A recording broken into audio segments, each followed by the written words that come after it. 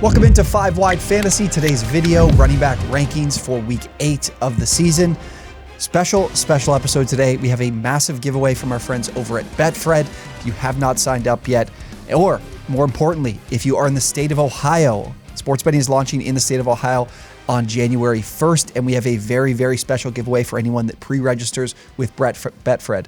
You're going to be entered to win a pair of tickets to their game in Week 9 against the Carolina Panthers. A pair of tickets for the Betfred Suite for their game in Week 9 against the Carolina Panthers. All you have to do is pre-register for the Betfred Sportsbook at the link down below, and you'll be entered to win. Not only will you be entered to win those seats for the game in a couple weeks, you'll also be able to get their welcome offer, the Bet 50, Get 250 offer, as well a $20 free bet, and a number of other prizes, game tickets, and as well an invite to the Betfred launch party. So that link is down below in the description. If you are in the state of Ohio, I know there are some people here watching the show in the state of Ohio, go pre-register, and you are entered to win a pair of tickets to the game in 2 weeks. The Bengals are looking great. The Bengals are in for a big second half. So if you can get some tickets to a suite, I've never been in a suite for any NFL game. That would be awesome. So again, link is down below in the description. Let's get to the rest of the video. Again, we'll help make start-sit decisions for this week based on my top 30 at the position. We'll talk about the majority of the guys at the running back spot for week 8. There are some great matchups for some of these top guys. Let's start with the top 6. Derrick Henry, my number 1 running back in the week. Houston, 32nd in fantasy points allowed to the position. A great matchup for Mr. Derrick Henry. At 2, Saquon Barkley. Seattle, 28th in fantasy points allowed to running backs. Another great matchup.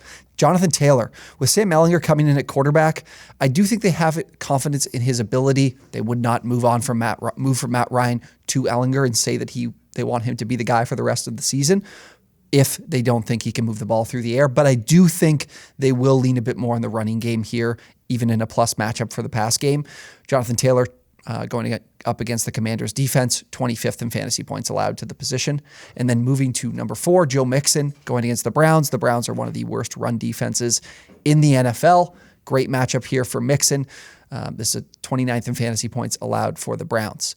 At 5, Travis Etienne. Very excited. I know we talked about him in the second half league winners. This is why. Travis Etienne in a matchup against the Denver Broncos. Many of you might see that as a difficult one for him, but they're not as elite against the run as they are against the pass. They're allowing 5.7 receptions per game to the running back position, which is the 6th most in the league, and they ranked 18th in rushing DVOA. So it's a tough matchup, a lot of people might think, but for Travis Etienne, in the role that he has now as a pass catcher too, his floor is incredibly high. So I still have confidence, a ton of confidence in playing him week in and week out this season.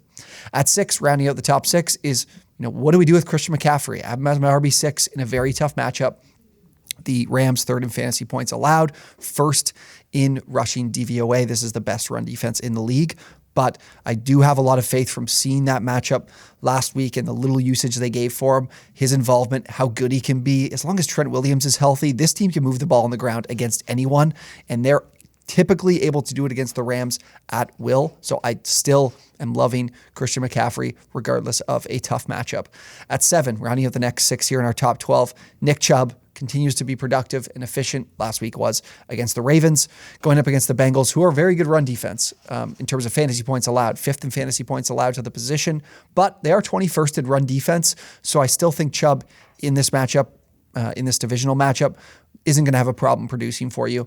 You can still play him with confidence. It'll be interesting to see, though, once Deshaun Watson is available and back, what that kind of looks like. But we're still rolling with Nick Chubb. At 8, Josh Jacobs going against the Saints. The Saints are a pretty actually middling run defense on the season, 18th in fantasy points allowed. Jacobs has been just a revolution in terms of coming back from what has been some RB2 type seasons, but now with McDaniel's offense, they are very much prioritizing the ground game, and Jacobs plays a massive part in it. So in terms of his touches have been 30 plus the last 2 weeks, so we're still rolling with him. At 9, Kenneth Walker. I know it's a guy I've talked about to trade Kenneth Walker for Travis Etienne, but for right now, the Kenneth Walker matchups are still really, really good. The Giants, 21st in fantasy points allowed to the position and 30th in rushing DVOA. So Walker, another chance for a neutral or positive game script here against a Giants team that, I'm not going to be able to say is, with their record doesn't imply that they're going to be big favorites against these lower tier teams. So Kenneth Walker's still firing away on. At 10, Dalvin Cook going up against the Cardinals. The Cardinals are are middle of the road. They aren't as bad against the run as they are against the pass. 14th in fantasy points, 22nd in rushing DVOA. I'm always kind of putting Cook in this kind of area between the 10 to 16 kind of area, depending on the matchup. At 11, Alvin Kamara going against the Raiders. Raiders, again, I talked about this last week with Dameon Pierce. The Raiders are a solid run defense. Dameon Pierce was the running back 18 last week. I got Kamara here as the running back 11, and that's because Kamara has the same amount of involvement as Pierce does on the ground, but he does more in the passing game. And as long as Michael Thomas and Jarvis Landry aren't really available, Kamara is going to continue to pick up receptions. So I have him as a top 12 back on the week.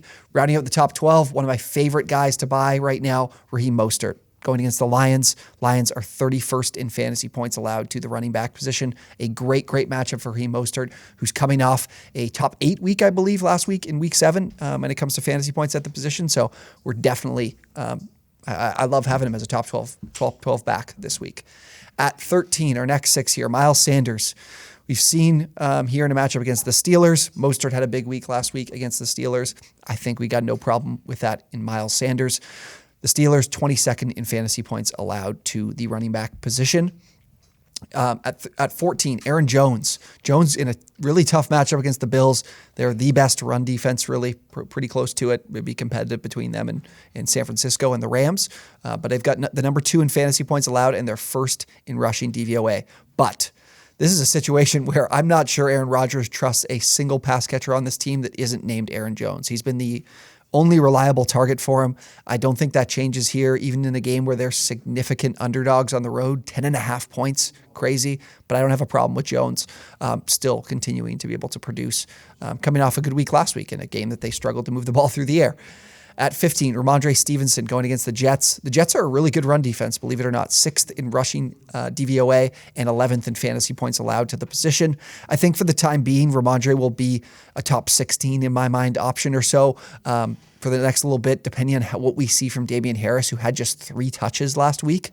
So as long as Stevenson has this stranglehold on the roll, he's looked very good. He had 8 receptions. Like, this could be a case again of Bailey Zappi or Mac Jones, whoever it's going to be, continuing to check the ball down to him. They did a ton last week. At 16, Devin Singletary, a really good matchup for Singletary, going against the Packers, who are 26th in fantasy points allowed to running backs and 30th in rushing DVOA. The big thing here is whether or not the Bills adopt a run-first approach. They haven't really done that regardless of the opponent. But this is a Packers team that's been brutal against the run. So if Singletary is getting some more touches on the ground, I think this is what gives him the upside to potentially be a top 12 option. But at the very least, he's very involved in the pass game, and that's solid, especially with what we talked about with Isaiah McKenzie's struggles lately. At 17, Ezekiel Elliott going against the Chicago Bears. 27th in fantasy points allowed, 29th in run defense are the Bears. We had Tony Pollard. I'm going to give a shout out to Sal Vitri if any of you guys watch him. We kind of enjoy to troll him a little bit in the office. He made a tweet that Tony Pollard outsnapped him last week. Well, he didn't pay attention and obviously left out for good reason to try to sell this guy on Twitter of that he outsnapped him, but Ezekiel missed like a full quarter from a knee injury. It looked like his knee exploded, but he ended up being back, and he was very good. He's been very good lately. So in a plus matchup against the Bears, I don't think Pollard's going to be the number 1 option, even if the snaps were better last week. I don't think that you need to provide context when you mention things like that. At 18, I've got Dameon Pierce. Pierce is a player that just being ragged on last week for having him like a top 20 back instead of a top 12 back. I like Dameon Pierce. Like, he's been very good. He's a good rusher. He's getting a little bit of involvement in the pass game. But this is a team that stinks. Like, the Texans stink. They're not a good team. And having running backs on bad teams is not typically a great thing to do in a tough matchup. And this is a very tough matchup for Dameon Pierce. The Titans are 7th in fantasy points allowed, 3rd in rushing DVOA. I think Pierce, in these kinds of matchups, is a guy that's a back-end RB2. Plain and simple. I think they're still involving him to a high degree, which is great, can help you with a better floor like we saw last week as the running back 18. I got him as the RB 18 here in a tough matchup. At 19, Leonard Fournette. The Bucs just are not running the ball efficiently whatsoever. Ryan was telling me as well earlier today, actually, just how the media has made some comments toward Leftwich about how bad they've been on early downs running the football. So I'm kind of baking that into my thought here with this team. They need to be throwing the ball more in early downs. It doesn't mean Fournette's not going to be involved at all. He's a great pass catcher. He'll still get probably 10 to 12 touches on the ground as well. The Ravens, 16th in fantasy points allowed, a middling run defense, nothing to be too concerned about. So still have him as an RB2 that you want to play this week. At 20, DeAndre Swift. This is a tough matchup for opposing running backs. The Dolphins are second in run defense, 13th in fantasy points allowed. But again, this is a matchup here for the Lions that I do expect them to be trailing. Swift, is he back? Is he going to be ready to play? I think he will play this week. So I have him more as an RB2 just in the fact that it'll be tougher on the ground and his production might come a little bit more from the receiving game. But he's been super efficient this year, so that could just not matter. At 21, Najee Harris going against the Eagles. The Eagles are against the run. That's definitely where you can, pick holes in their defense. They're 15th in fantasy points allowed, but they're 22nd in rushing DVOA. So this is a really like a positive plus matchup for Najee, but Najee's lack of involvement in the receiving game is a major problem. So just efficiency-wise on the ground, he's not that type of guy, and especially behind this offensive line. So moving forward, this is kind of where he's going to be at. At 22, Tyler Algier going against the Carolina Panthers. I think, like I mentioned in the waiver wire video, Algier's in a spot now where he seems to be the lead back in this offense. And the Panthers are 24th in fantasy points allowed to running backs. So I guess it's a competitive game. We've seen the Panthers running the ball in like 59% of plays, even more than that in the last few weeks. Algier seems to be the guy that this offense is revolving around right now. Whether or not that's a smart idea for Arthur Smith doesn't matter, but that's really the case here. And this is a matchup where this team will be for sure competitive. At 23, Darrell Henderson going against the 49ers. Definitely a tough matchup. First in fantasy points allowed are the 49ers, fifth in rushing DVOA. So it's a tough matchup for Henderson, but Henderson is definitely the lead option and the guy getting the majority of the work here. His work in the passing game can kind of help him out here and give him a decent floor, but in a matchup like this is just what he is. He's a back-end RB2 in a tough matchup. At 24, Michael Carter. I do have him a fair bit ahead of James Robinson this week, who's my running back 32. Carter, I think, has the advantage early on. We saw that with Christian McCaffrey as well, heading to San Francisco. But Robinson's also nursing a knee injury, so how much does that have an impact on his involvement early on? The Patriots are a tough run defense in terms of fantasy points, but their run defense grade is 27th in the NFL, 6th in fantasy points allowed. We saw Khalil Herbert find the end zone the other night. So I think Michael Carter's a guy that you can put into your flex spot and be confident in, because I think Carter will still be plenty involved in receiving game. I think he's definitely the better receiving back, and that's very helpful from the perspective of what we saw from Breece Hall. Michael Carter can't be Breece Hall, I think, in efficiency, but Carter's been solid. I'm surprised they made this move. I think Carter was good last year in the games that he was healthy, especially in the receiving game. So with Breece Hall gone, that can give him a decent floor as well. Tony Pollard in at 25 as we round out the top 30 here. Pollard going against the Bears. We mentioned how good of a matchup this is against the Bears, but Pollard is still a guy that doesn't have the advantage inside the 5, is splitting work with Ezekiel Elliott, and Elliott's getting the better share. So in a good matchup, I think it's someone you can still play as that borderline RB2, but definitely a decent flex option.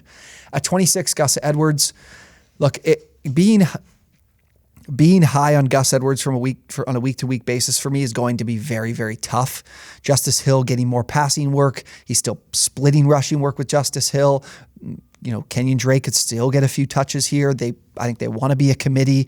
Lamar Jackson's still around. He can steal those end zone or those inside the 5 touches that we didn't see last week. So it's going to be very tough to put him inside the top 20 week in and week out. I'm sure this is where he's going to be moving forward.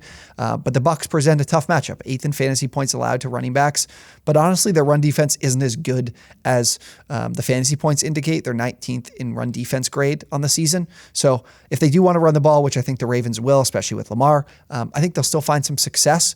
But again, we're relying on Gus Edwards really to find the end zone to have a big week. And I think that's going to be tough against the Bucs.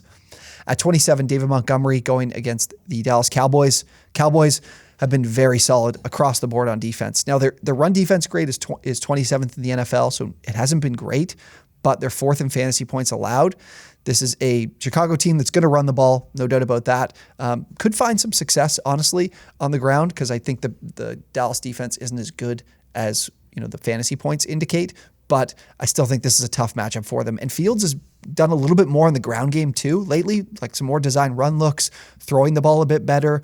So I don't think they want to do that against the Cowboys in terms of throwing, but I like Khalil Herbert's involvement lately too. So it makes both of them a pretty unreliable option either way. At 28, Melvin Gordon. Jags are up 23rd in fantasy points allowed. A pretty decent matchup, but again, Latavius Murray found the end zone last week. They're splitting the work. I think Melvin Gordon has the advantage, but I think it's tough to rely on him in this matchup. At 29, Brian Robinson. The Colts are 8th in rushing DVOA. This is the best part of their defense in my mind, but they are 20th in fantasy points allowed. But for Robinson, efficiency's been terrible. Like I mentioned this guy as a player that I like to pick up, and I wanted to add because I think Ron Rivera just really wants him to be the guy and just is not a fan of Antonio Gibson for whatever reason. But I've never really loved Brian Robinson's talent. So in a tough matchup, I'm hesitant to want to play him because, again, Gibson is still getting some touches and has been really good. So I still give the edge to Robinson just in the volume perspective, but this is a tough matchup for him.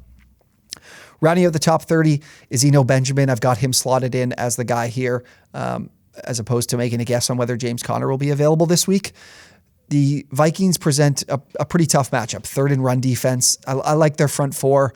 Benjamin is a player that is going to be boom or bust based on touchdowns, and he's going to need to rely on the receiving game in this one to be able to be productive. And with DeAndre Hopkins back and Zach Ertz and Rondale Moore, I think it's a little bit tougher for him to do that. So that runs out the top 30. A few guys that missed, you guys probably want to hear about.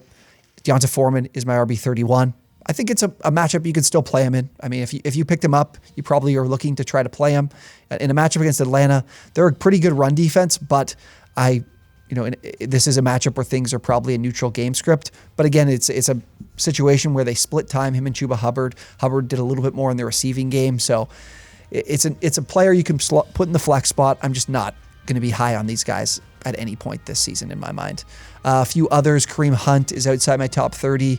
It looks like his receiving work has hit a bit of a wall lately. Hasn't seen, last week he only had 2 targets, and Chubb's seen a fair bit more in the rushing game. The percentages are just a fair bit off from what they were earlier in the season. So in a tough matchup, I'm leaning against playing him.